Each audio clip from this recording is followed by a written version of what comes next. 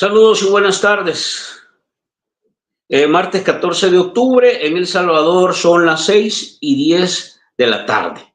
Hemos adelantado el programa porque ahora juega la selecta a las 8 de la noche y entonces pues sí, todo el mundo va a estar pendiente del mascón de la selecta y no podemos dejar de hacer programa esta noche. Así es que hoy hemos adelantado un par de horitas, yo les avisaba hoy al mediodía. Así que estamos ya listos para arrancar. Les damos la bienvenida. Como siempre, les damos la bienvenida. Les pedimos que nos regalen sus likes, que nos ayuden a compartir este contenido y, por supuesto, que conversen con nosotros. Vamos a tocar 3 temas desde la perspectiva del análisis de un periodista y un activista digital. Vamos a ver cómo lo están viendo porque se acercan los términos. Se han pasado los términos. Me refiero a términos hablando de fechas.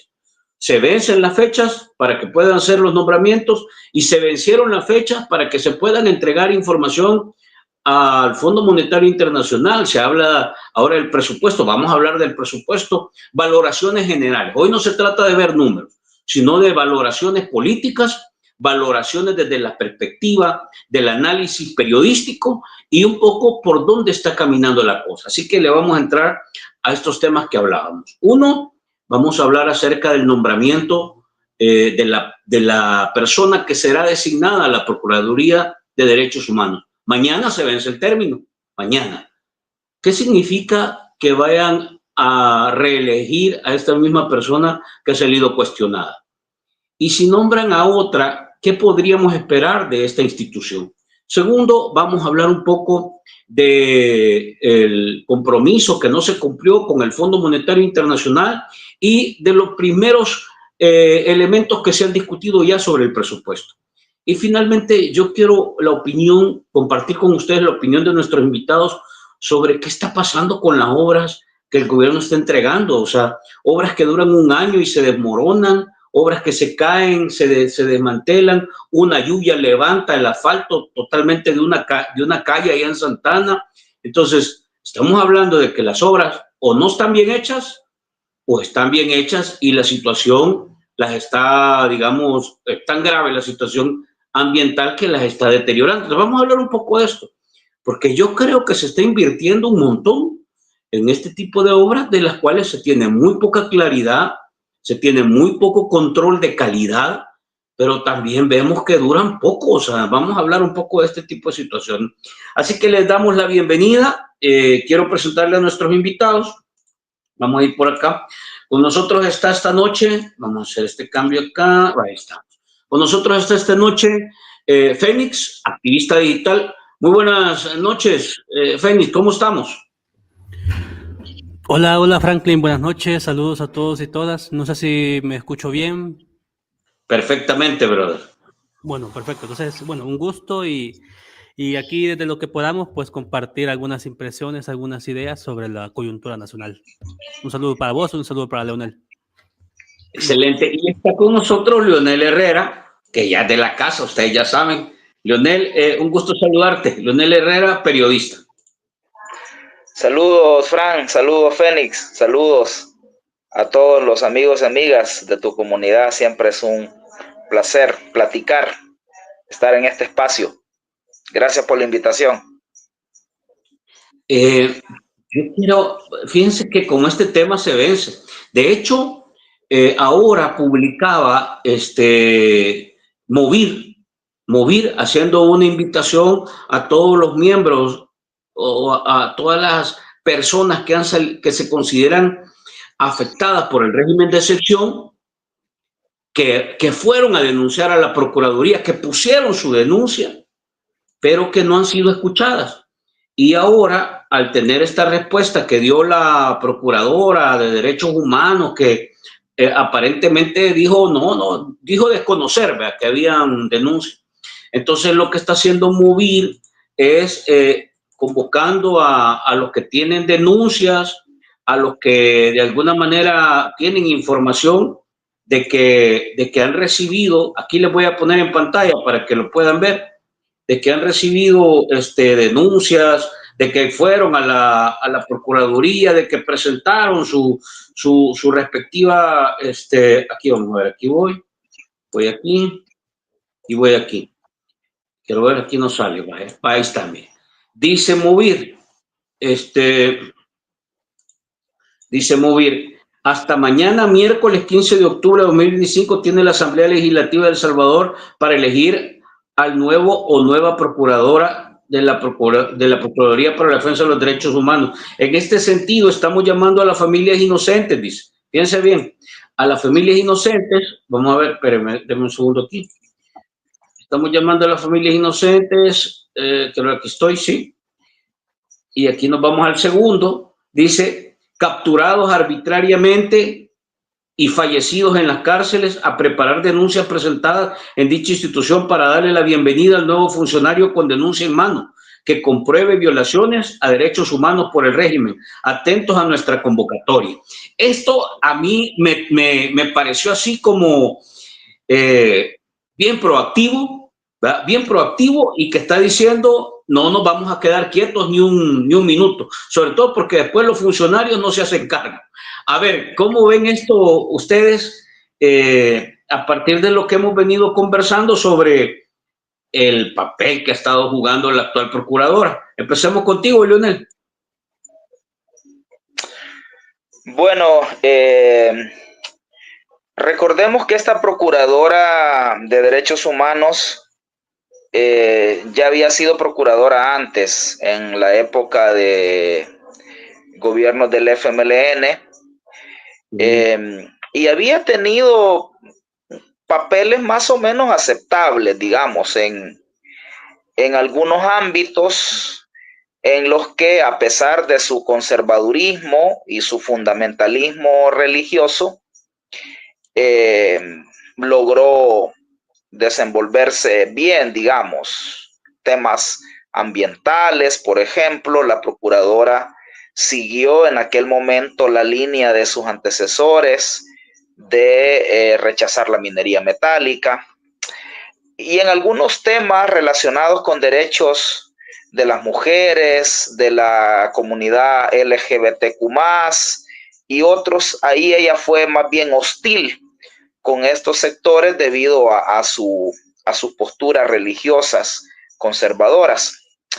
Ya en esta ocasión, siendo procuradora en el gobierno de Bukele, la actuación es muy distinta, ¿verdad? Es totalmente omisa frente a las graves violaciones de derechos humanos. Llevó a la Procuraduría a una inacción total y a un silencio cómplice, ¿verdad?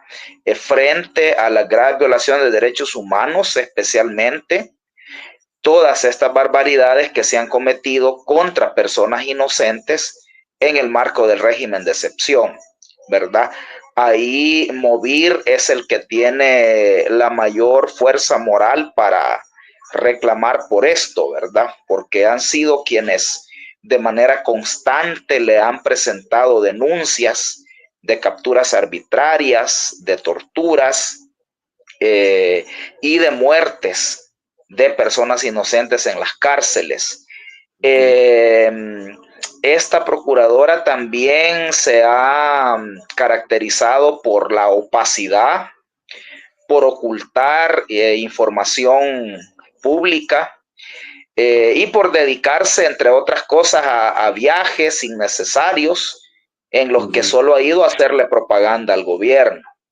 Incluso su servilismo llegó al extremo de prestarse a organizar una, entre comillas, cumbre global de derechos humanos que tenía el propósito de lavarle la cara al gobierno y tratar de reducirle la imagen de violador de derechos humanos que el régimen de Bukele ya tiene en el mundo. Y pusieron todo el aparataje de propaganda a difundir hacia afuera que en El Salvador se estaba organizando esa cumbre, y la procuradora fue protagonista de eso, ¿verdad? Entonces, por eso yo he calificado en algunos programas, incluidos acá, a la procuradora como la sepulturera de la procuraduría, ¿verdad? Prácticamente ha asesinado y enterrado a esta institución, ¿verdad? Me parece que es así de contundente el asunto. el hecho de que ella haya llegado a la comisión de la Asamblea a decir que no conoce denuncias sobre torturas es una cosa cínica. Yo decía en un programa, quizás esta señora no vio las fotografías del cadáver de Alejandro Mason que publicaron algunos medios. Quizás nunca leyó los informes de Cristosal. Quizás nunca supo que el socorro jurídico humanitario ya cuenta como cerca de 500 personas muertas en las cárceles. Quizás no escuchó los testimonios de Fidel Zavala sobre torturas y otros tratos crueles e inhumanos dentro de las cárceles. Es una cosa totalmente fuera de la realidad. Ahora, para cerrar esta intervención, yo diría que es irrelevante si ella continúa o si nombran a otra persona. Yo no tengo ninguna expectativa, porque todos los candidatos que han estado en la comisión, si es que se han comportado a quien se muestra más servil, más sumiso, ¿verdad? Entonces no hay posibilidad de que con otro funcionario la Procuraduría vaya a tener un desempeño distinto. Entonces yo no me genero expectativa, ¿verdad? Creo que es independiente de quién vaya, ¿verdad? Nombrado mañana, un día de estos. Creo que la Procuraduría solo se va a poder rescatar cuando caiga este régimen autoritario y nuevos vientos democráticos soplen en el país, ¿verdad? Entonces, cuando haya que rescatar, que reconstruir, que resucitar a las instituciones, ahí la Procuraduría puede volver a tener el rol que le fue designado en los acuerdos de paz, en la reforma constitucional que la incorporó al marco institucional del país y en su propia ley orgánica, ¿verdad? En este contexto de régimen autoritario y dictatorial, la Procuraduría creo que va a permanecer en silencio y sometida frente a este gobierno. Y yo no sé, Fénix, en esta misma lógica, la pregunta es, si no hay expectativas, ¿a qué nos atenemos los salvadoreños y sobre todo las víctimas? Porque vos estás planteando, Leonel, más allá de que nombren o reelijan a la misma señora, esa institución ya no le sirve al país. La señora se encargó de enterrarla. ¿De qué nos podemos atener? También dame tu valoración, Fénix, sobre esto que está pasando, porque yo lo que dice Leonel lo comparto en el sentido mucho más amplio. Esto que estamos viendo con la Procuraduría lo veo en otras instituciones. A ver, Fénix, ¿cómo ves la cosa? Bueno, antes comenzar compartiendo una experiencia personal, como ya saben ustedes, pues con el tema en el marco del allanamiento y persecución que he tenido con mi pareja, con la periodista Mónica Rodríguez, pues hasta la fecha no tenemos información clara de qué estaban buscando en la noche que nos allanaron en diciembre. Pero hace unas semanas, hace como un par de meses, nuestros abogados se reunieron con la PDH para buscar su apoyo, para que tal vez la PDH averigua en la fiscalía qué estaban buscando en diciembre, o sea, por qué se originó el allanamiento. Entonces, entiendo, por lo que nos comentó nuestro abogado, que tuvieron una reunión con la PDH y la fiscal del caso. La fiscal no quiso dar más información y entiendo que hubo una reunión aparte de la PDH con la fiscal. El asunto es que incluso la PDH no quiere dar un informe a nuestro abogado de qué hablaron en la reunión con la fiscalía. O sea, no quieren... o sea, sí saben que se reunieron, pero no quieren dar ningún documento, nada por escrito de qué abordaron. Entonces, cuento esto porque, pues sí, conocemos en experiencia propia cómo está trabajando la PDH y tiene sentido con lo que dice Leonel. O sea, mientras este gobierno esté, no importa que se mantenga la misma señora o sea alguien más. Recordemos que Apolonio, cuando estuvo en su momento, pues comenzó muy crítico, pero a saber cómo lo doblegaron, que después resultó servil. Entonces, mientras este gobierno esté, da igual quién esté al frente de la Procuraduría, del Tribunal Supremo Electoral, de la Corte, no importa, pues, porque al final ellos tienen los números para ejercer su poder positivo y controlar eso. A lo que nos podemos atener es que su papel es maquillar la situación de vulneraciones y violaciones a los derechos humanos en el país. Pero no es una tarea fácil, porque yo creo que esta acción que hizo el MOVIR, que la mostraste al principio, es importante porque no estamos haciendo esta acción pensando que usted lo va a resolver, sino que estamos haciendo esta acción para comprobarle al mundo que usted no va a resolver, a pesar de que tenga aquí todas las pruebas, toda la evidencia, toda la documentación que te pudiese servir en el caso que quisieras resolverlo. Entonces, es simplemente poner a prueba las instituciones y que quede más y cada vez más en evidencia que no está funcionando ninguna institución pública en el país. Y esto, aunque es obvio, pero pues sí, en el futuro habrá que ver qué tipo de represalias, sanciones o repercusiones va a tener en este tipo de funcionarios que, como la Raquel Caballero, pues se presta a camuflar, a maquillar, a lavarle la cara al gobierno y a sus abusos que está cometiendo.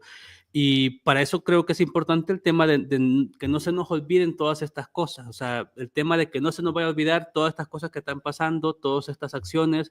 En estas semanas, pues la procuradora se ha enfrentado a vi por ahí unos videos, unos fragmentos de video de una entrevista que, pues sí, que el periodista que la increpa, pues preguntó lo correcto, ¿verdad? El tema de que hay un caso de nepotismo dentro de la PDH y el tema de los viajes, y la señora no tiene muy buena inteligencia emocional y se exalta demasiado. Entonces, pero es que hay que preguntar esas cosas, o sea, ¿por qué es que contrata familiares donde ella misma es la jefa, pues es la máxima autoridad?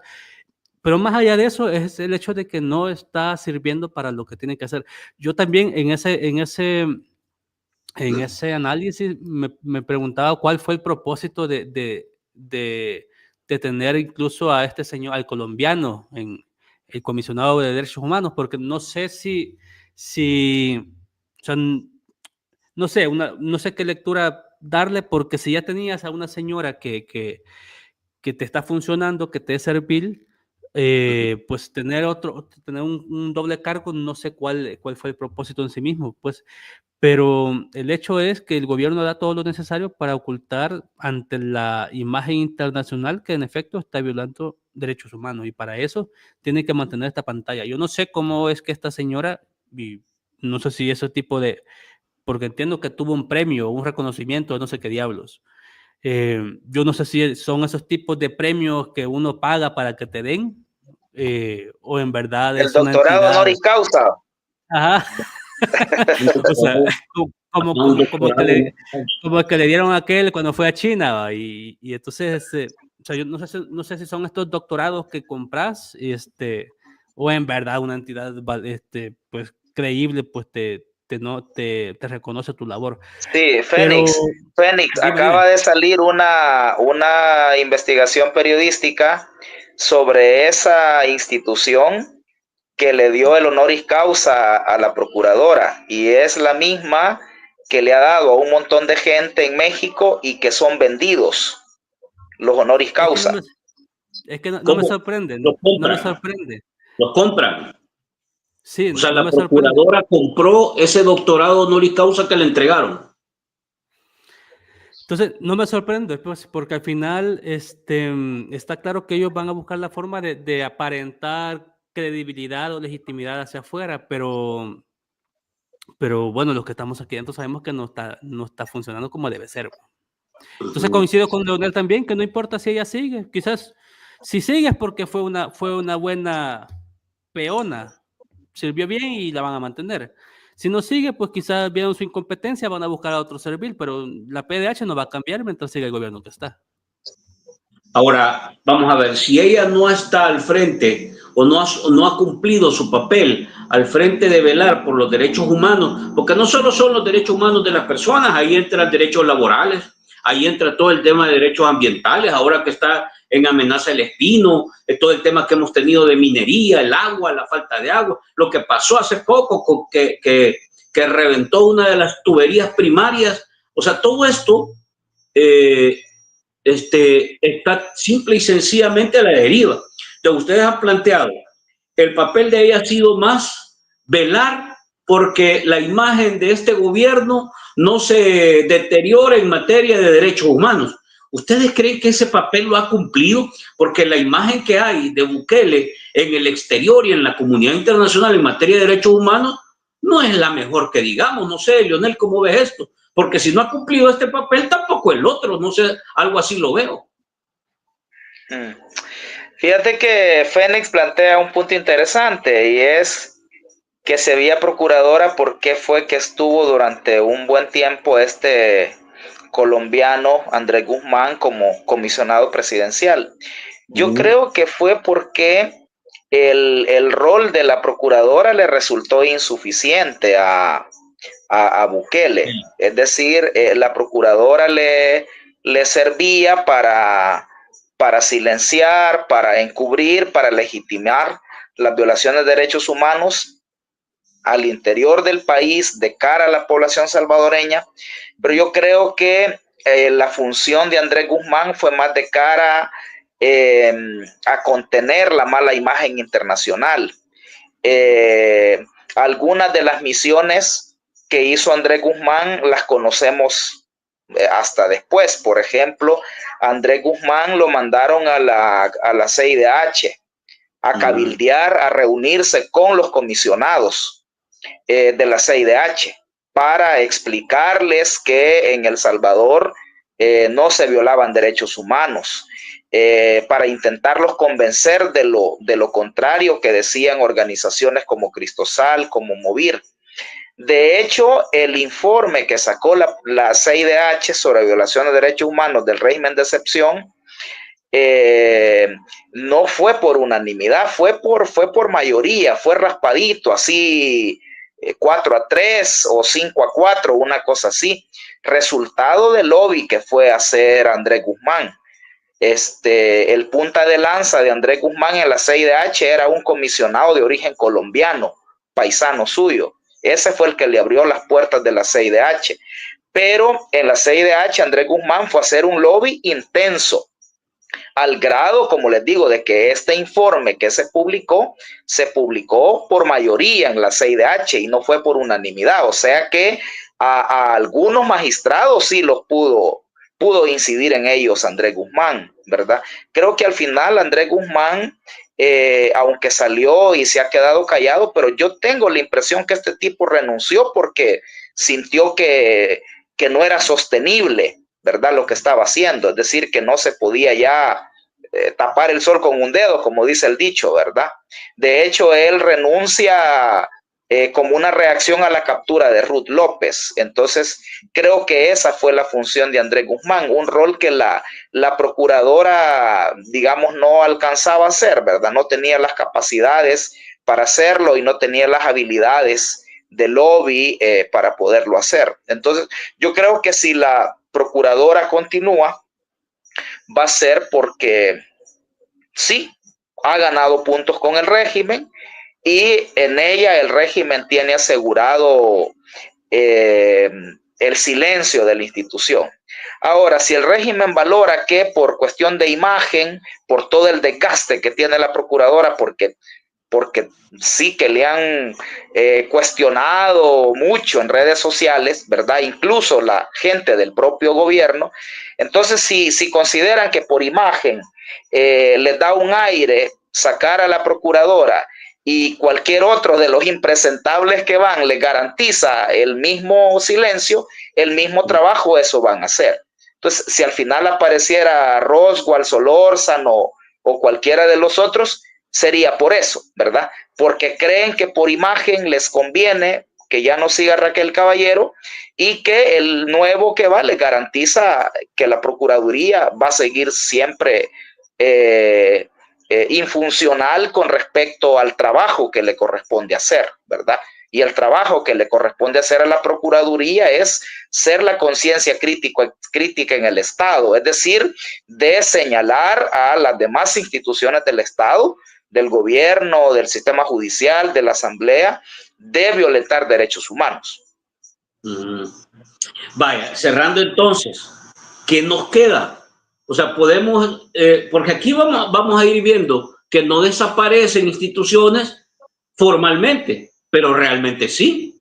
Porque entonces, o sea, ¿a qué nos atenemos? Pues aquí los derechos humanos, los derechos ambientales, los derechos laborales, los derechos de la niñez, los derechos de la mujer, simple y sencillamente van a quedar en manos de personajes políticos como este, que llegan por un hueso a una institución, comprometen sus principios y su profesionalismo, su capacidad técnica a rendirle cuentas a un amo, digamos, al dueño de la finca, y el pueblo hay que vea cómo resuelve. Un poco esa es la lógica que queda, o está bien lo que está haciendo Movir ahora, porque Movir está haciendo un hecho, un acto de protesta concreto. ¿Cómo lo ves, Félix? Para cerrar el tema.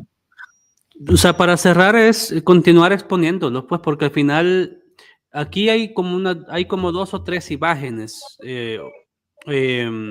o pantallas. Uno es hacia adentro, hacia la población de adentro, otro es hacia esa diáspora y hacia esa gente extranjera que es fanática de Nayib, y otro hacia la comunidad internacional y hacia los grandes medios y todo lo demás. Y en ese juego, pues, la procuradora, pues, sirve, como bien decía Leonel, el tema de canalizar esas denuncias que hay internas y que eso no pasen, que no pasen. Es como una represa, ¿va? Ahí están topando todas las denuncias y ella está conteniendo, y que eso no explote. Y lo que hace Movir y lo que se debe seguir haciendo es que esa represa, pues, se rebalse, ¿va? O sea, que explote para que se quede más en evidencia. Raquel va a terminar muy mal después de esto. Cuando este gobierno caiga, va a terminar súper mal. O sea, porque habrá que ver hasta qué punto esa omisión de su trabajo y ante los casos, pues, que se han documentado por el Movir, por Socorro Jurídico, por el IDUCA, por Cristosal, casos documentados, casos retomados por medios, o sea, que no le haya dado salida, que no le haya dado respuesta a eso, pues debe tener algún tipo de repercusión. No sé si legal, no sé si tendrá alguno, pero son cosas que se tienen que en el futuro resolver. Y yo como activista diría el tema de continuar respondiéndola y hay que aprovechar, bueno, o sea, ya que la señora tiene mala inteligencia emocional y poco para manejar el tema de la presión en público, pues que sigan cuestionándola. O sea, si explota o si hace algún desliz, pues la van a remover, pero por lo menos es una forma de ir minando o de ir un poco alimentando el hecho de que la gente vea que este gobierno no está funcionando, que a pesar de todos los casos que hay, no está resolviendo y que tienen que responder por sus acciones. Entonces yo diría por ahí. En ese responder por tus acciones, Frank, lo legal que decía Fénix, sí, mira, todos estos funcionarios están cometiendo, me lo explicó un abogado, al menos 3 delitos.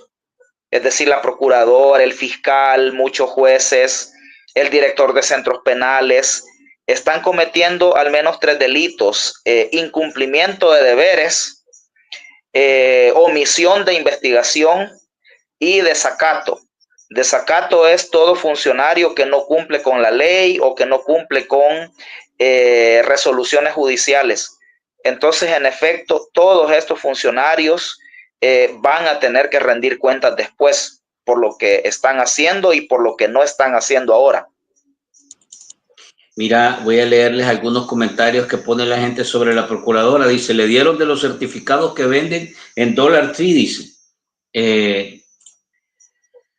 Dice, saludos, camaradas, qué bueno y necesario el análisis de este tema coyuntural como es la elección de la procuradora. Es terrible que en estos tiempos se premie la ineptitud y la inoperancia.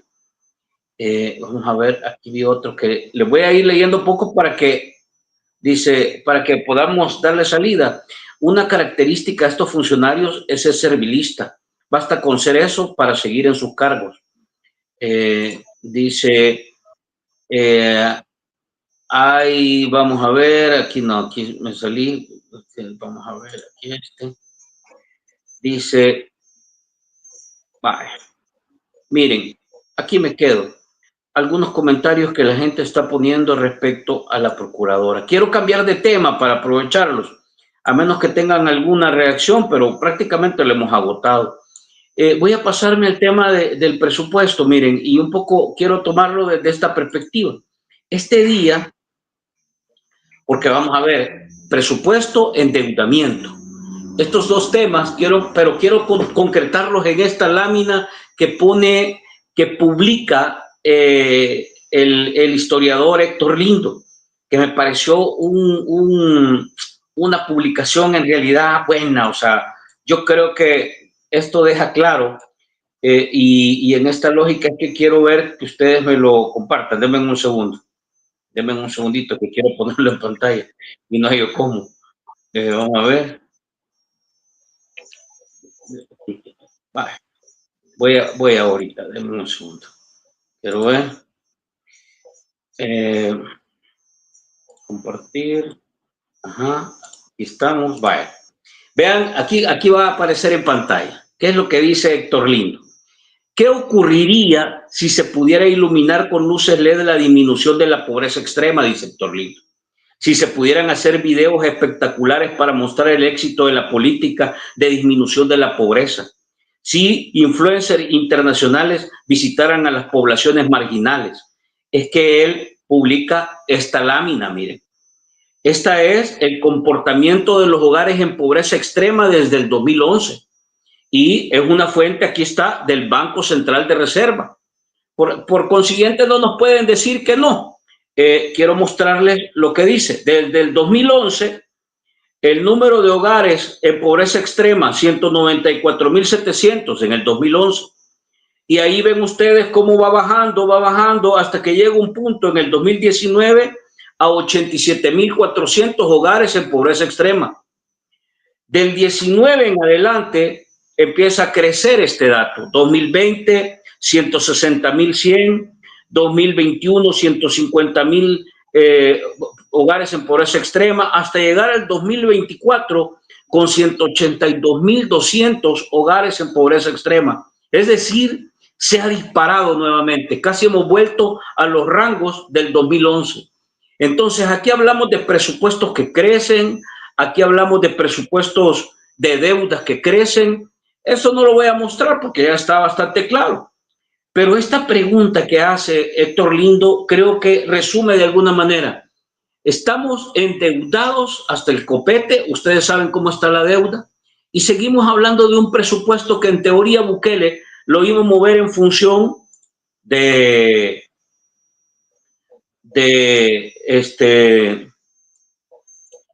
lo iba a mover en función de apostarle a enfrentar el tema de la crisis económica. Sin embargo, eso no se ve.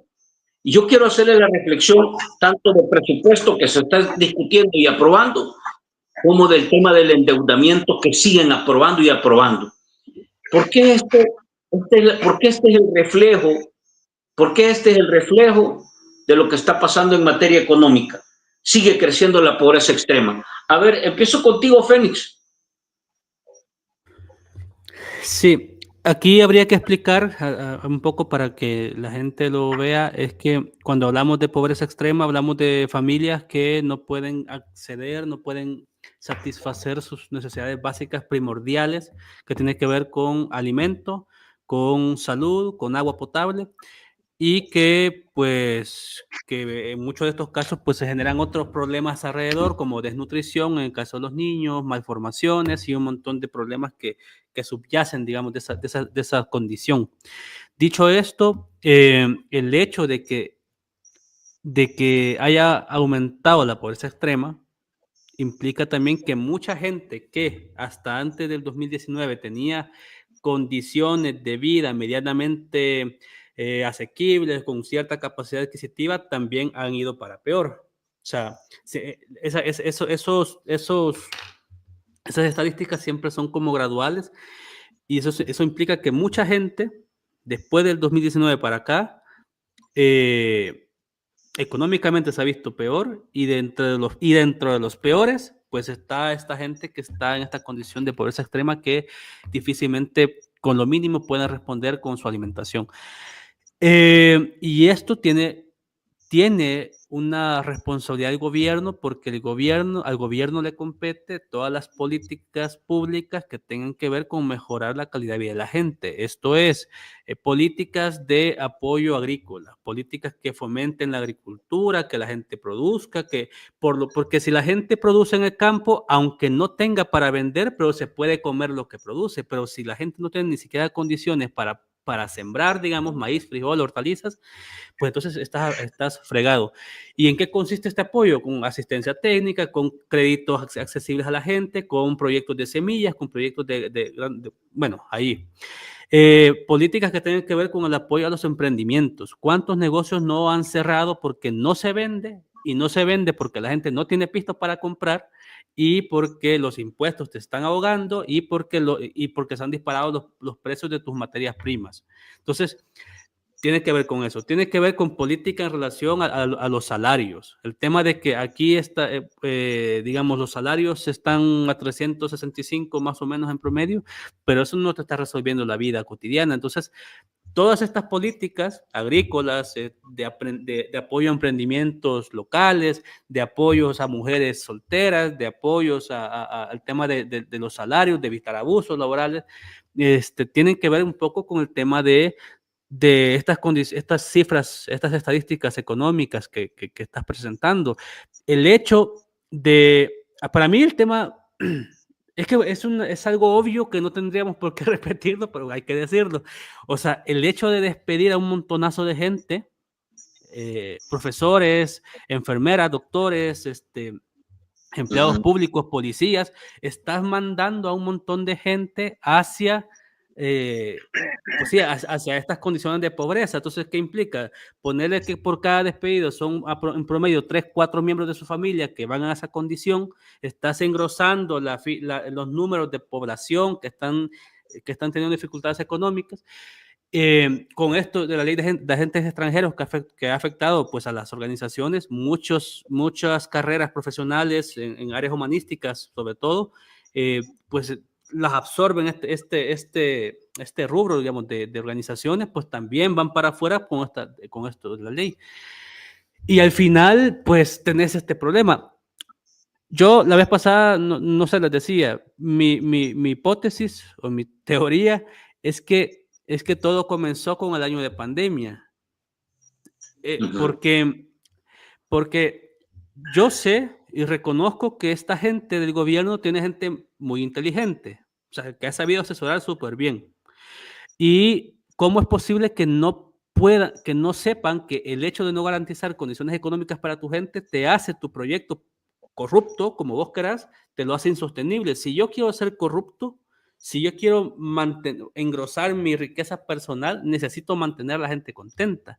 Entonces, es una torpeza, yo como corrupto que quiero quedarme en el poder, es una torpeza no garantizar que la gente tenga esas condiciones mínimas de vida.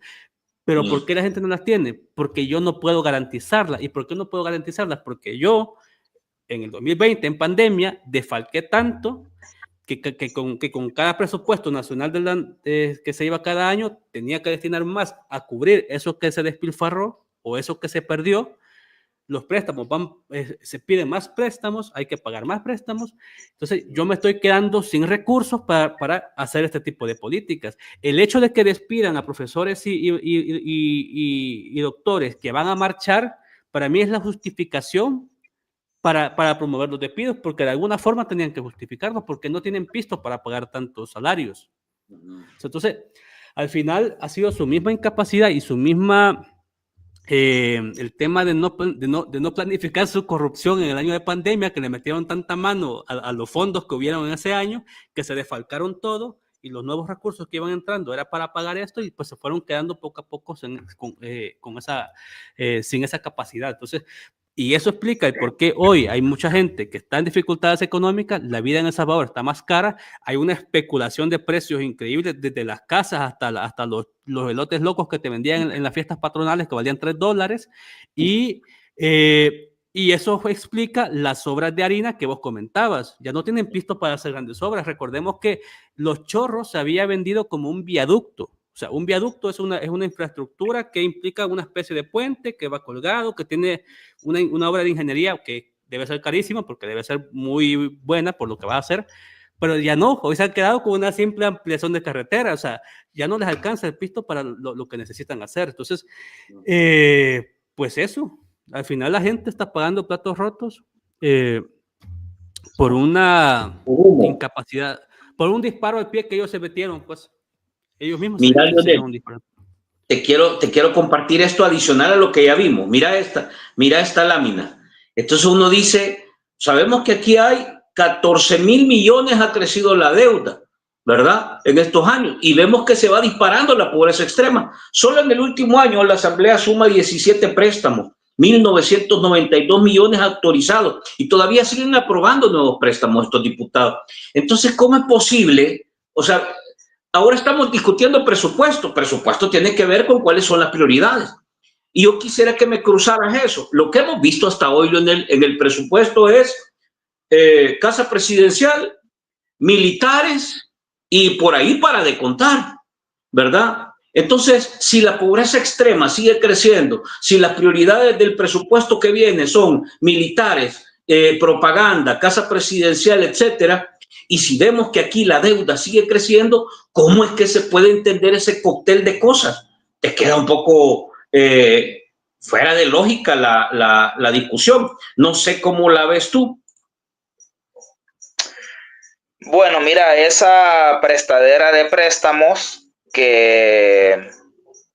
esa probadera de préstamos que ya este año casi son 2,000 millones de dólares ya y todavía faltan 3 meses del año, ¿verdad? Evidencia la falacia del gobierno cuando dijo que iba a presentar presupuesto financiado, que ya no iban a necesitar endeudamiento. Esa es una mentira monumental que se evidencia con la aprobación de 1.992 millones en préstamos. Mira, Fran, yo he planteado que este gobierno de Bukele no tiene ninguna excusa para no resolver los problemas del país, porque ha tenido 2 condiciones que no tuvieron los gobiernos anteriores. Primero, tiene todo el poder para hacerlo. Entonces tiene la asamblea, tiene el sistema judicial, tiene la fiscalía, hasta la procuradora de derechos humanos. Todo. Entonces no tiene la objeción de nadie, el contrapeso de nadie para no hacerlo, ¿verdad?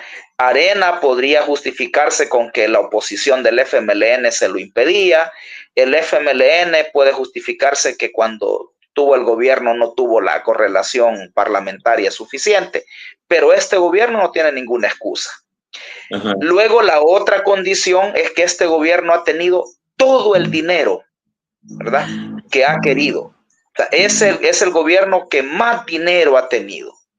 Y lo vemos en el presupuesto. Fíjate que el último presupuesto del gobierno de Sánchez Serén rondó más o menos los 7,000 millones de dólares.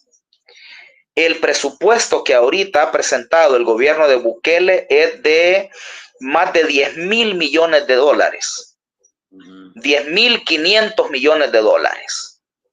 Es decir, 3,500 millones más. Es decir, es un aumento de más o menos el 30%. Un 30% más de presupuesto con respecto al último presupuesto del gobierno de Sánchez Serén. Entonces, a pesar de esa significativo incremento del presupuesto, no se ve un impacto en el país. Es decir, no se ven, y no solo no se ven, sino que se confirma con los estudios del propio gobierno, porque esta encuesta de propósitos de hogares y propósitos múltiples es una encuesta que hace el gobierno. O sea, yo decía en un programa recién que no pueden decir que lo ha hecho el Faro, que es un estudio influenciado por la oposición, financiado por George Soros, que es parte de la Agenda 2030. Es una encuesta del propio gobierno que te dice que se ha incrementado la extrema pobreza de manera consecutiva en los últimos 3 años, ¿verdad? Y la extrema pobreza es, como decía Fénix, literalmente la gente que aguanta hambre. O sea, es la gente que no está comiendo 3 veces al día, o que está comiendo cantidades insuficientes, o que ha dejado de comer ciertos alimentos y que además no puede cubrir otras necesidades básicas. Ha incrementado, ¿verdad? Como resultado del desmantelamiento de programas de reducción de la pobreza que habían antes. Te menciono por lo menos 3, ¿verdad? Un programa de reducción de la pobreza que había era la pensión básica universal, sí, que se le daba a los adultos mayores. Otro programa que había era uno que se llama Programa de Apoyo Temporal al Ingreso, que era darle un dinero especialmente a jóvenes, estudiantes, mientras se empleaban. Y el otro programa de que impactaba en la pobreza era el de la alimentación escolar, que se le daba comida a los niños en las escuelas, ¿verdad? Esos 3 programas se desmantelaron y bueno, y ahí tenés un incremento de la extrema pobreza. Entonces, este gobierno, a pesar del significativo aumento del presupuesto, no tiene un solo programa de reducción de la pobreza, ni uno solo. Lo que han hecho de manera coyuntural es que, por ejemplo, en la pandemia entregaron paquetes de alimentos, o el famoso bono de los $300 que le dieron a algunas personas, que ahora sabemos que las pandillas daban la lista de personas para recibir esos $300, ¿verdad?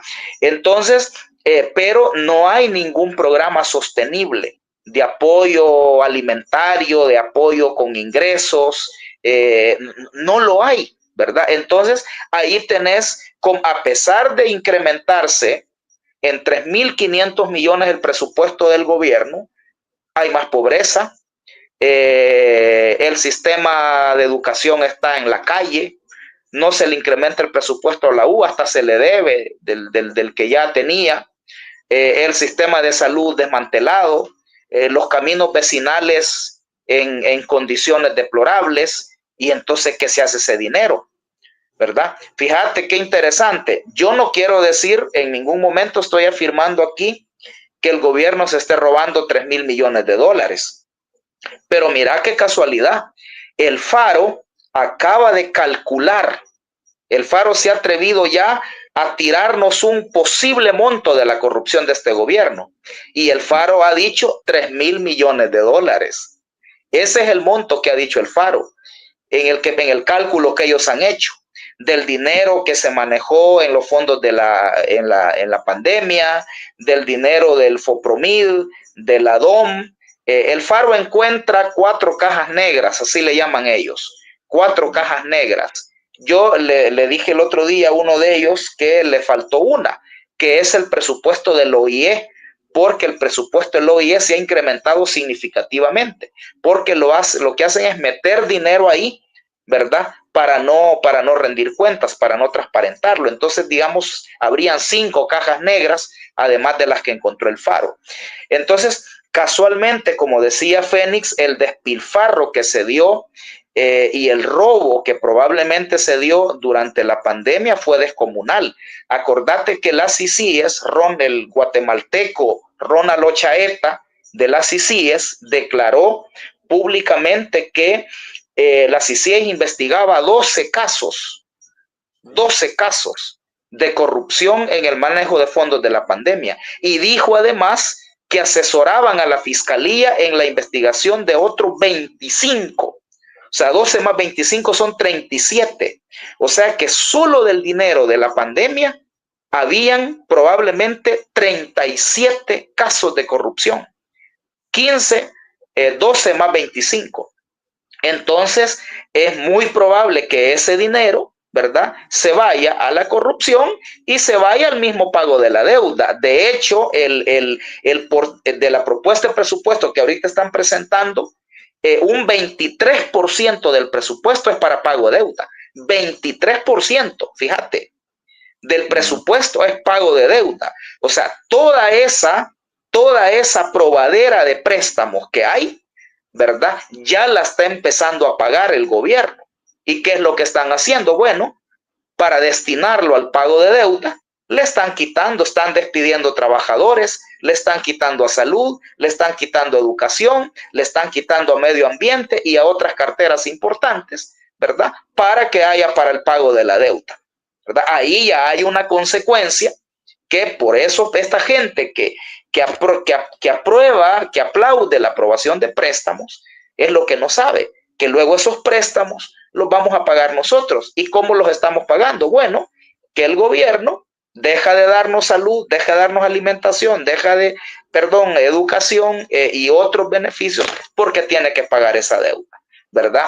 Entonces yo creo que este presupuesto muestra claramente muchas de estas problemáticas, ¿verdad? La problemática del endeudamiento se evidencia claramente, la problemática del despilfarro, ¿verdad? Esto que propaganda, militares, a pago de lobistas, ahí no hay reducción, pero sí en las áreas sensibles.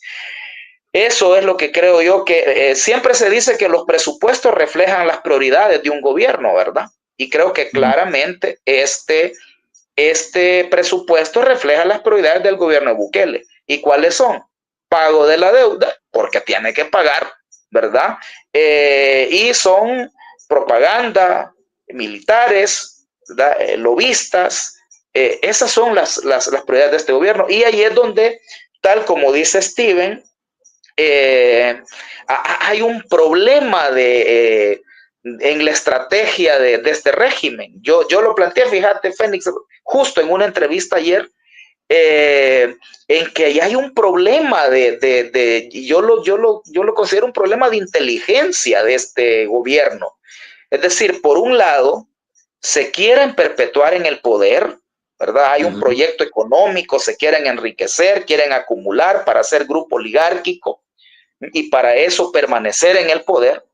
Pero por otro lado, permiten que se vayan agravando una serie de problemas que van a representar un obstáculo, que representan una amenaza para su proyecto de largo plazo. Es decir, yo ponía el ejemplo de Costa Rica. Fíjate que Costa Rica, una de las élites más inteligentes ha sido la costarricense.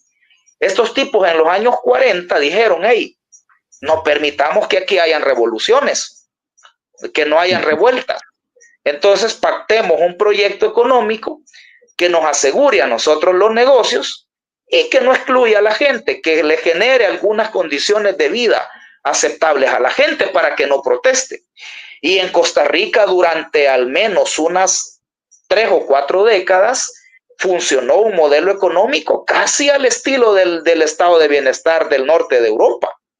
Fue ya en los 80, 90 con toda la reforma neoliberal que se les vino descomponiendo, pero en Costa Rica sí funcionó. Aquí las élites en El Salvador siempre se han sostenido a base de la explotación y de la represión. Y estos Bukele es peor, ellos creen que se pueden sostener con propaganda, ¿verdad? Porque ellos tratan de crearle a la gente un país distinto en su imaginario, mientras el país real que vive la gente se va agravando. Entonces ahí, bueno, estos tipos quieren, y yo lo he dicho con la minería, estos tipos quieren estar eternamente en el poder, pero si ponen minería, se acaba en este país y en 10 años este país es un desastre, ¿verdad? Entonces por eso yo he dicho, fíjate, Fénix, son de broma, que les hace falta Dagoberto Gutiérrez. Dagoberto Gutiérrez, él era un intelectual oficialista, pero era un intelectual y era un analista y les decía, ¿verdad? Les decía que se estaban equivocando. Les decía que para sostenerse, eso no se lo van a decir estos propagandistas, estos payasos que andan ahí, ¿verdad? Entonces, sí, realmente es un problema, ¿verdad? Que tiene este gobierno. Piensa que acumulando ellos y la gente empobreciéndose más, se van a sostener, ¿verdad? Y allí es donde yo he planteado un temor. Fíjate, yo he planteado el temor de que este país inevitablemente vaya otra vez a una nueva confrontación. No digo que una nueva guerra civil, Yo no sé cómo sería una nueva confrontación, pero evidentemente podemos ir a una nueva confrontación mientras haya un grupo, ¿verdad?, que no quiere soltar el poder porque necesita seguirse enriqueciendo, pero además porque permanecer en el poder es su única salvación por los delitos que ha cometido, por la corrupción que ha cometido. Entonces se van a aferrar al poder, y por otro lado, una sociedad cada vez va a ir despertando y cada vez va a ir demandando. Entonces podemos llegar a un escenario, a una especie de callejón sin salida, donde hay un grupo familiar que no quiere, no puede, porque es su única alternativa estar en el poder, y por otro lado una sociedad que va a querer sacarlos del poder. Si es que la propaganda, esto no va a durar mucho tiempo.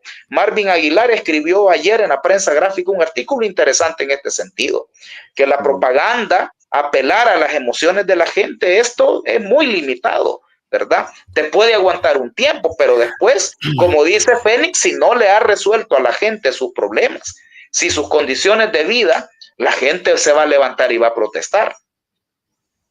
Te dice, Franklin, por favor, saca la cuenta de cuánto deberíamos pagar cada uno de los salvadoreños con esta enorme deuda. Un aproximado, dice, de cuánto sería. Ahí se los dejo para que vayan haciendo la cuenta. Mira, voy a pasarme al otro tema. Yo creo que esto lo han dibujado bastante bien. Me parece, no sé si ustedes están de acuerdo, que el énfasis que Bukele ha mostrado en este nuevo presupuesto es seguir navegando en su agenda de confort, que es la seguridad, y no le va a entrar al tema económico. Por lo menos no se ve en el dibujo del presupuesto, y más tiene que ver con otro tipo de enfoques. Es decir, vamos a seguir sobre los tres elementos que hoy planteó en su tweet el historiador Héctor Lindo. ¿Qué dice? Luces LED, videitos bonitos y influenciadores internacionales pagados que vienen y mantienen a la gente dormida. Ahí está la receta que viene a partir de lo que hemos estado viendo.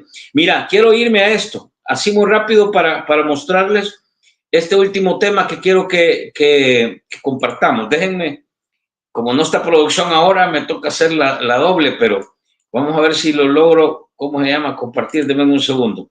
Aquí voy. Y ahora quiero ver, ahora tengo que hacer esto. Vamos a ver, aquí voy, sí, hoy sí. Vaya, miren, ¿por qué aquí invertimos? Se habla de mega obras, de megaproyectos, se habla ahora se está hablando del metrocable, pero miren las obras. Esta obra, esto dice aquí, esto lo publiqué yo, aquí les comparto estas imágenes que la comunidad nos mandó. El mirador del bypass Gerardo Barrios o periférico Gerardo Barrios, que fue inaugurado oficialmente, ojo, el 1 de diciembre de 2024, hace 9 meses. Y estas son las imágenes que nos manda la gente. Entonces uno dice, ¿qué pasa con las obras? Son aquellas obras que Oscar, que nos planteaba Nayib Bukele, las obras de harina, ¿verdad?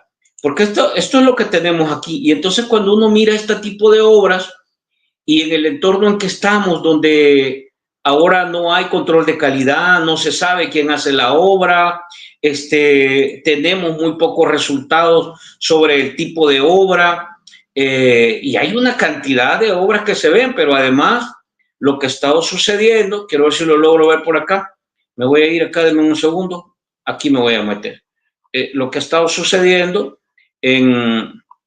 a partir de esto que vimos esta semana. Y con esto quiero irme para darles la palabra. Denme un segundo. Vaya, esto es lo que pasó en Santana.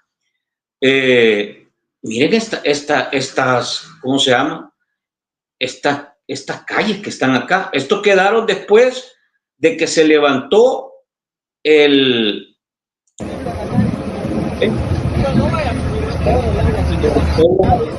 después de la lluvia, la tormenta. Tenemos ahora, y ya esto no lo hacen las alcaldías, ¿ya? Esto ya no lo hacen las alcaldías, esto lo hace el ADOM, esto ya es tarea del gobierno central, pero al final de cuentas es la gente la que tiene que estar viendo estos resultados.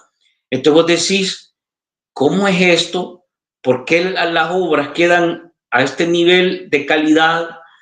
¿Qué puede hacer la gente? Porque hoy la gente ya no puede ir a la alcaldía y reclamar. O ya no, digamos, usted puede ir a la alcaldía, pero ahí, pues sí, bueno, yo creo que ni el alcalde los va a recibir. Entonces uno dice, ¿qué pasa con las obras aquí en este? Y ya no les muestro lo que está pasando en Los Chorros, que pasó de ser un viaducto y ahora es ampliación de calle. Entonces, ¿qué pasa con esto? Yo no sé si ustedes tienen alguna valoración o creen que es un tema que no es, digamos, prioritario, pues. Porque si hablamos de presupuesto, de endeudamiento, no baja la pobreza y se habla de que se está invirtiendo en obras y las obras resulta que son medias horas de harina, ¿cómo podríamos evaluar o valorar esto, Fénix? Tenés micrófono apagado. Sí, ahorita. No, es que fíjate que, pues sí, yo desde lejos estoy viendo, he visto los videos de estos días, de las lluvias, y ese de Santa Ana, o sea, yo me quería cerciorar que no fueran videos de inteligencia artificial o videos fake. Entonces, porque me parecía tan ridículo, pero bueno, cuando lo publicó Machón, que ya le tengo credibilidad, pues ya sí vi que era cierto. Es que es chistoso y a la vez es molesto porque esto se conecta con lo que estábamos hablando, el tema de la incapacidad del gobierno para actuar. Y esa incapacidad se traduce no solo en los despidos, no solo en el tema económico, sino en la calidad técnica de las obras. Y esa calidad técnica reflejada en las personas adecuadas, con experiencia para dirigir las obras, en los materiales, en la calidad de los materiales y en la cantidad de los mismos. Entonces, buscando en DeepSeek, porque no soy ingeniero, me pregunté por qué se levanta la capa de asfalto cuando llueve, y ya te dice que es un problema de estructura. O sea, la capa de asfalto no es solo el asfalto superficial que vos pisás cuando caminas, sino que tiene toda una obra hacia abajo que debe impedir que el agua toque el subsuelo, digamos. Y si algo falla, pues se te levanta. Entonces, el hecho de que veamos estas imágenes tiene que ver con eso que ya veníamos hablando.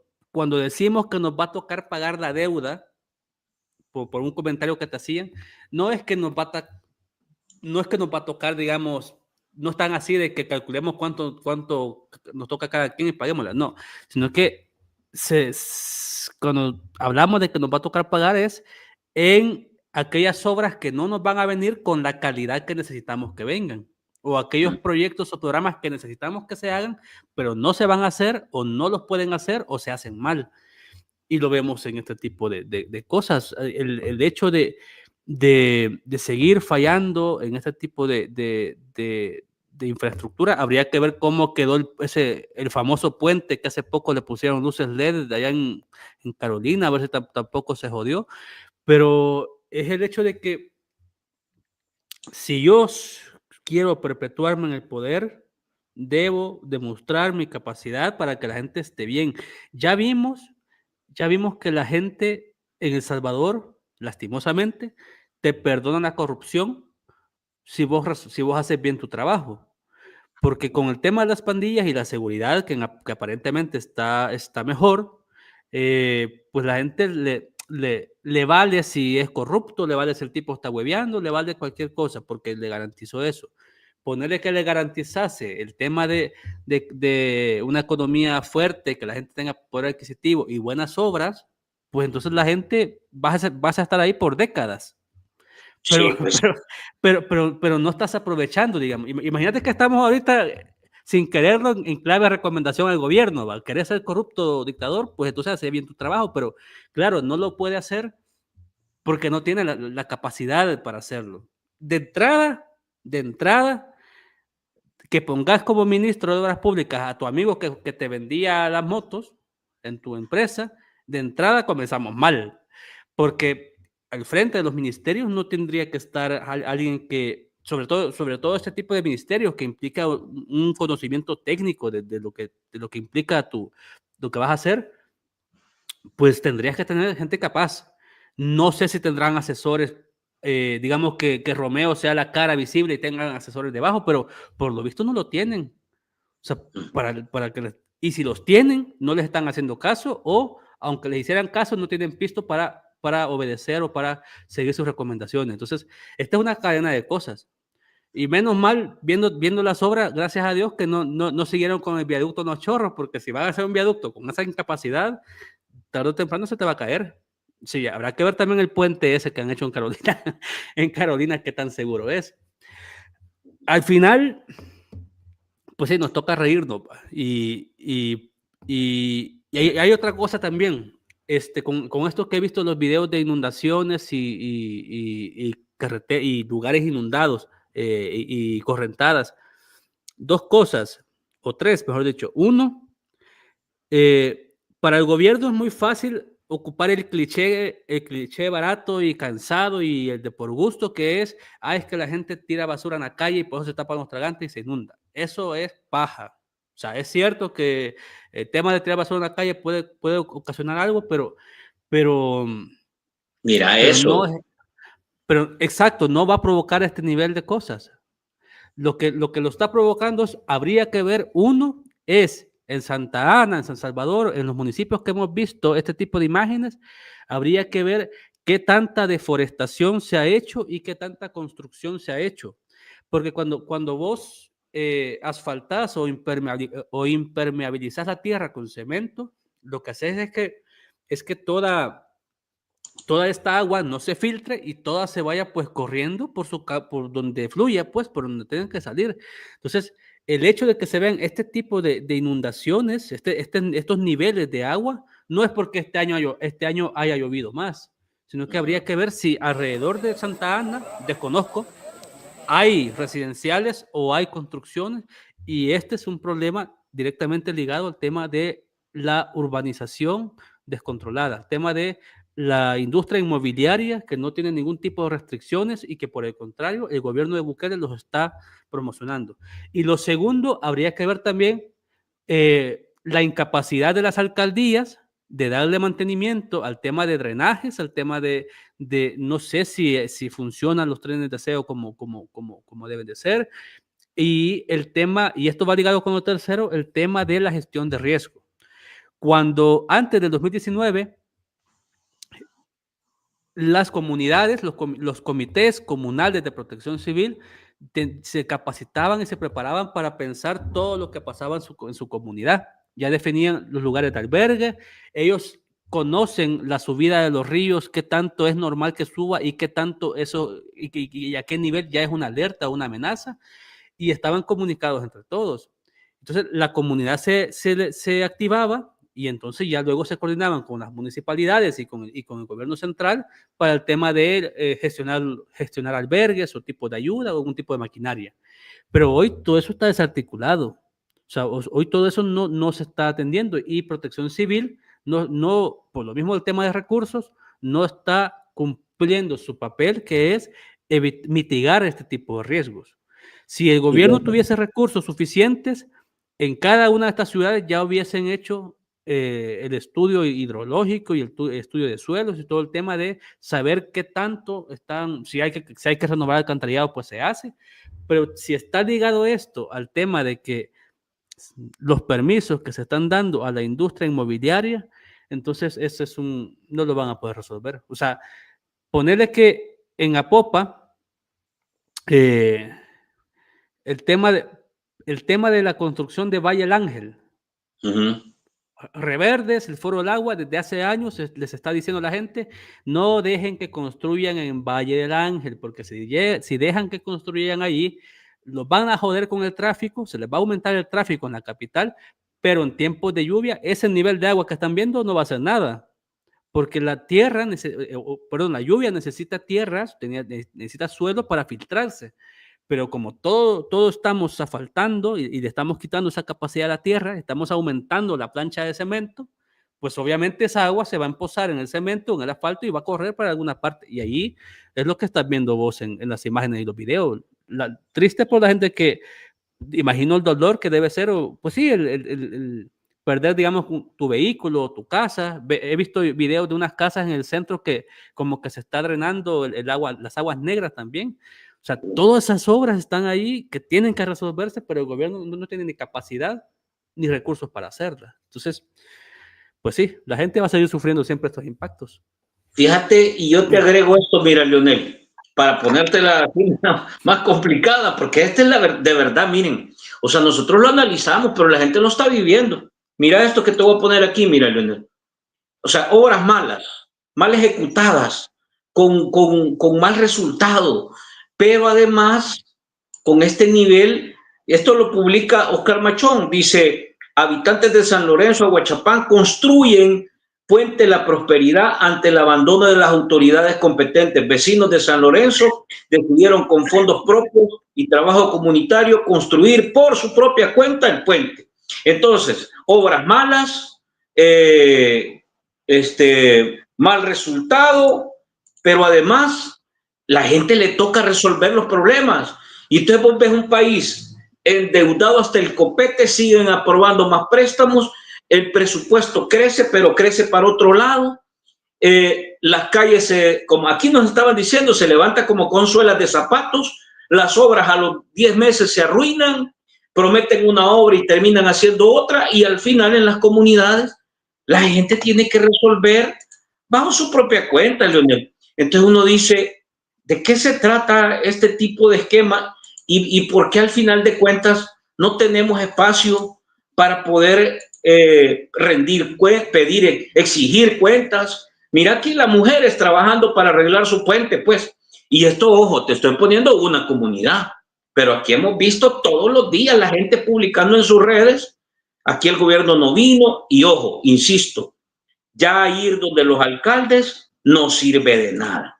Entonces, ¿cómo ves este esquema? Mala obra, no sirve, se demora más rápido, prometen una cosa, hacen otra, los territorios básicamente a su propia, vean ustedes cómo resuelven. Y entonces, ¿dónde está el gran milagro del que se habla? Pues? Bueno, mira, yo creo que con esto hay varios problemas, ¿verdad? El primero es el que ya describía Fénix, o sea, no voy a repetir toda la cuestión de vulnerabilidad, ¿verdad? Que se agrava con acciones y omisiones de este gobierno, ¿verdad? Muchos proyectos que han causado daños ambientales y que están provocando desastres ya han sido ejecutados por este gobierno, ¿verdad? Ellos se jactan que el Ministerio de Medio Ambiente ha desburocratizado toda la cuestión de los permisos, imagínate. Presentan como logro el que el Ministerio de Medio Ambiente ahora es una pasadera de permisos. O sea, ya no hay ningún filtro, ningún control del cumplimiento de los requerimientos ambientales, sino que lo han desburocratizado, dicen ellos. Si ahora el Ministerio de Medio Ambiente ya no es la instancia que protege el medio ambiente, sino que es una instancia que acelera los permisos, ¿verdad? Entonces, y esto se puede grabar con lo del espino, bueno, toda esa cuestión de vulnerabilidad que se está generando. Primero. Segundo, creo yo, tiene que ver con el desmantelamiento de las alcaldías, ¿verdad? Las alcaldías dejaron de recoger la basura, dejaron de hacer obras de mitigación, dejaron de arreglar los caminos rurales, entonces... y luego el gobierno le quitó presupuesto a algunas instancias claves como agricultura, como medio ambiente. Entonces es resultado también de esas decisiones gubernamentales. Luego creo que es resultado de la opacidad y la corrupción, ¿verdad? Porque como no hay mecanismos transparentes, verificables de contrataciones, de adjudicaciones, de proyectos, a nadie le consta que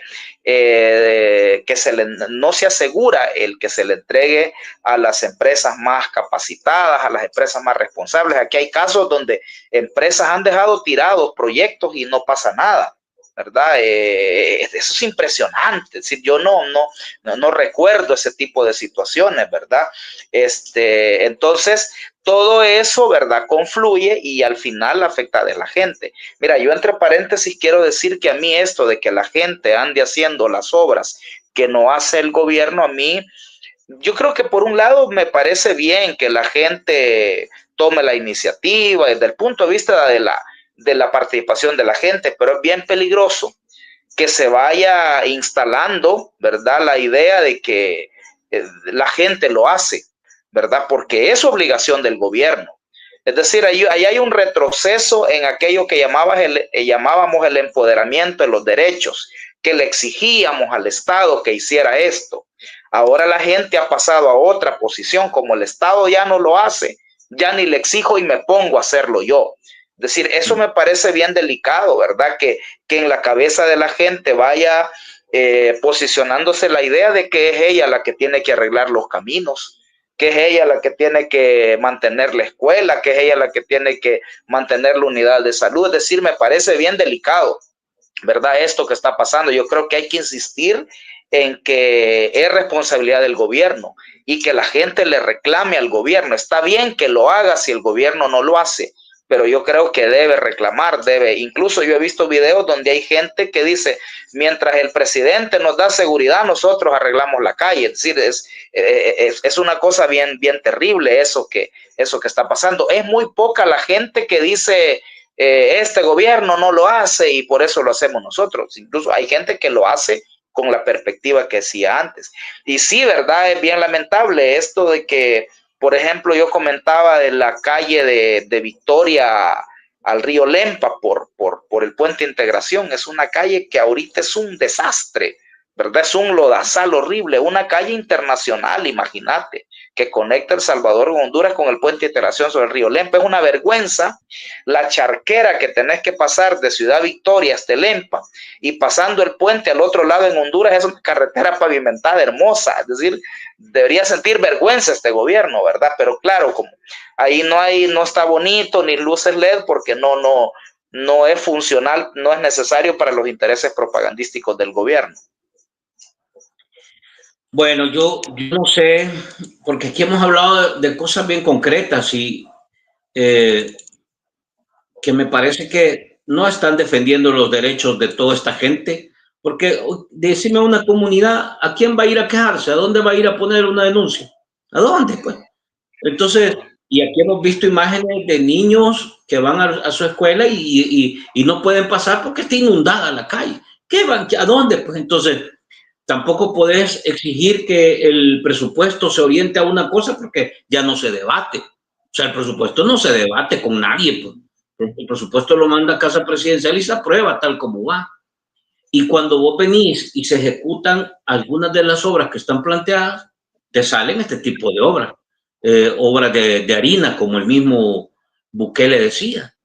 Entonces yo no sé, porque al final de cuentas no somos un país que puede estar botando el dinero, no somos un país que tiene recursos para que, digamos, aquí la volvemos a hacer, como hicieron en el centro histórico, ¿no? Hay calles que dicen que las levantaron 4 o 5 veces y la volvieron a hacer.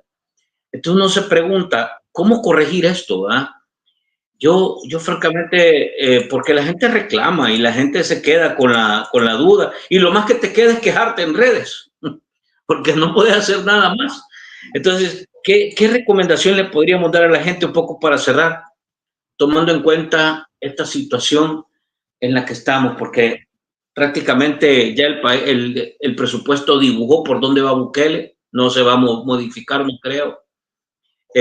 Vos decís, la gente no debería de hacerlas, pero si no lo hacen, o sea, los cantones se van a hundir, así de concreto.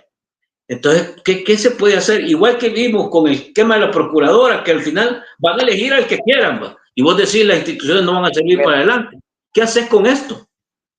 Mira, yo lo que diría es que primero la gente que reclame al gobierno por no hacerlo, ¿verdad? Y si al final lo hace porque el gobierno no lo hizo, que le pase la factura al gobierno por no haberlo hecho, ¿verdad? Yo creo que la misma gente tiene la posibilidad de hacer eso, ¿verdad? Primero reclamen, exijan, ¿verdad? Demanden en redes sociales, en medios, vayan a hacer protesta a la alcaldía, ¿verdad? Exijan a los ministerios. Si ellos no lo hacen, entonces sí lo hacen ustedes, pero luego pásenle la factura al gobierno por no hacerlo. Eso no se puede quedar así, ¿verdad? Porque además nosotros pagamos impuestos, ¿verdad?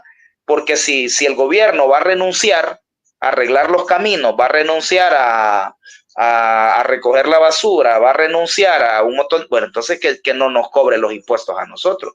Por cierto, hay un video donde Bukele dice esto mismo, ¿verdad? Él se queja creo que del alcalde de San Miguel, y dice, bueno, este alcalde tiene tantos de impuestos y no hace nada, entonces que no cobre los impuestos. A ver, para cerrar, Fénix. Yo, no, lo que pasa es que también habría que ver, bueno, habría que ver si esta reacción de la gente de resolver sus problemas también es una manifestación de el miedo que hay de denunciar públicamente las cosas. Entonces mejor me quedo callado para evitar problemas y resuelvo yo el puente o la calle de mi cantón. Hoy en estas circunstancias fuera maravilloso tener el dinero para hacer un montón de estudios de todo tipo y entre ellos un estudio con toda esta gente que está reparando sus calles, sus puentes, sus cantones. ¿Qué están pensando? O sea, ¿cuál es su reacción y cómo? Y si a veces uno tiene la duda si la gente vincula o relaciona el tema de los impuestos con las obligaciones de las alcaldías y el gobierno, y que el gobierno y alcaldías no están para hacerme un favor, sino que tienen una obligación que cumplirme, en tanto yo soy ciudadano, ciudadana.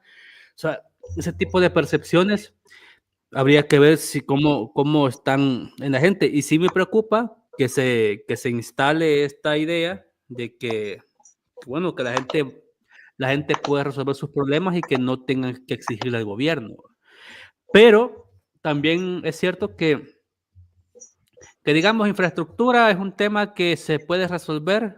Ya hay casos de años antes, después de la guerra, que la gente resolvía sus cosas. Bueno, la parte de Chalate, hay un montón de municipios y comunidades que tienen experiencia de sobra de gestión de de clínicas comunales, de casas comunales, de parques y cosas así, porque ellos mismos han gestionado. Pero el tema sensible va a ser el tema económico. Es que ahí sí que no, o sea, la propaganda, la publicidad, muy bonitos los sentimientos, pero con el hambre no van a poder. Entonces habrá que ver qué hace la gente ahí. No veo condiciones, por lo que planteaba Leonel, del tema de un nuevo conflicto. Sí, viene un conflicto, pero o una crisis, un choque, pero no sé en qué términos, porque no veo tampoco como actitud en la población de salir a pelear, digamos, a las calles, como pasó en Chile, como pasó en Colombia, como pasó en Guatemala, como pasa en México. Pero quién sabe, o sea, quién sabe si al final ya con el hambre y con las cosas, ya te hartás y te vale, o sea, ya me da igual morirme de hambre, entonces le meto con todo. Entonces, no sé cómo se va a hacer esto. Lo que sí creo yo es que quienes tenemos la capacidad de hacer uso de las redes y de informarnos y de tratar de comunicar, pues hay que seguir siempre poniendo el dedo en la llaga de esto, que no es correcto, pues no es normal. O sea, y que sí hay... la gente del gobierno ocupa muchas narrativas, a veces en son de bromas, o en son de memes, o en son de chistes, para quitarle seriedad a la crítica. La maquinaria de troles te juegan con esto de que es que el gobierno no es responsable de las lluvias, es que sí. o ya van a salir los gorgojos a decir que la lluvia es culpa de Nayib. No, cabrón, sí. No es eso. El asunto es que el hecho de que se inunden las calles tiene que ver con un tema de planificación, un tema de estudio, un tema de mitigación, de acciones de mitigación, de obras, que eso sí le compete a los gobiernos. Entonces, un gobierno tiene que estar desde sus técnicos o técnicas en las áreas de medio ambiente o de gestión o de temas climáticos, tiene que saber este año va a ser más lluvioso o menos lluvioso, y sobre eso, bueno, veamos qué condiciones tiene el país, nuestras calles, nuestros puentes, veamos cómo está la infraestructura de alcantarilla. O sea, esas cosas se piensan, o sea, esas cosas se planifican, se estudian. Pero ¿qué van a saber ellos de estudiar si me pones al frente de obras públicas a un tipo cuya experiencia es venderte a cuotas una moto? O me pones al frente de agricultura a un tipo que sabe arreglar computadoras. El tipo no sabe tapizcar, ni sabe qué es el guano, ni sabe cómo cómo hacer foliares, pero el tipo está en agricultura y el tipo sabe solo hacer, diseñador. Claro, entonces, ese tipo de absurdos, pues entonces es lo que provoca ese tipo de cosas. Aquí la Entonces, gente puso algo, mira. Aquí la gente, voy a ver si lo encuentro, porque aquí la gente puso algo y tiene que ver con eso que vos decís. La gente dice que eso pasa cuando se elige a un presidente que no es profesional y el país ya tiene varios presidentes que no tienen profesión, sino que son por buena gente. Fíjate que